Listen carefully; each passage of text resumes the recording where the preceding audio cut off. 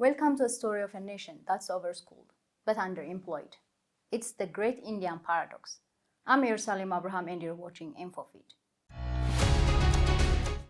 If you walk through the crumbled lanes of Mukherjee Nagar in Delhi, or the coaching hubs of Prayagraj today, in March 2026, you will see a demographic divide that looks more like a demographic time bomb. Millions of young Indians armed with degrees, certificates, and high hopes are standing on a line that leads nowhere. Indians youth are more educated than ever before. So why are they jobless? The answer is not just bad luck.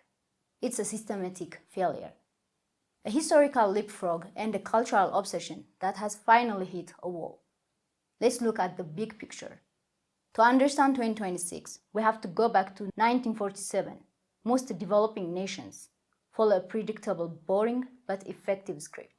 Move people from the farm to the factory, move people from the factory to the office. India decided to skip the middle chapter.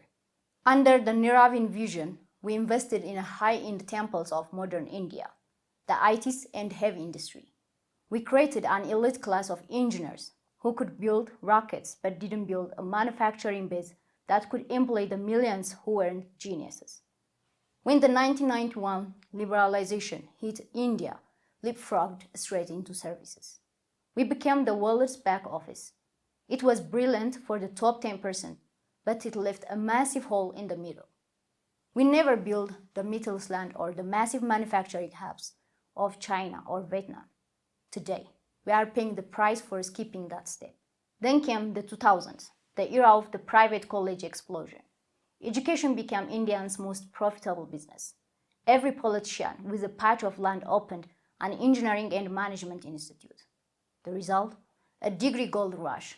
Families sold ancestral land and took out massive loans to get their children that piece of paper. But here is the cold, hard truth. A degree is not a skill.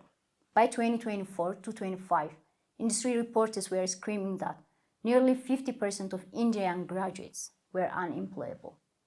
They had the certificate, but they couldn't write a professional email, solve a basic logic puzzle, or operate modern industrial software. We have created a generation of paper tigers, formidable on a CV, but toothless in a high-tech workplace. Now, add a layer of historical baggage, the obsession with the government job. In the British Raj, a government job meant you were part of the ruling class. In 2026, it means security. We have a tragic spectacle where PhD holders and engineers apply for peon positions or railway trackman jobs. Why? Because the private sector feels volatile and the Sarkari dream offers a lifetime of inertia. Millions of our brightest minds are spending the most productive years, age 21 to 30, locked in dark rooms, memorizing the dates of the Battle of Panipat for a competitive exam. They have 0.01% chance of passing. This is not just unemployment, it's weight unemployment. It's a voluntary withdrawal from the economy in pursuit of a ghost. And just as India was trying to pivot, the world changed again. Generative AI has arrived. The safe entry-level jobs, the call center, the basic coding, the data entry that used to be the safe net for the average graduate are being swallowed by algorithms. In 2026, being average is no longer an option.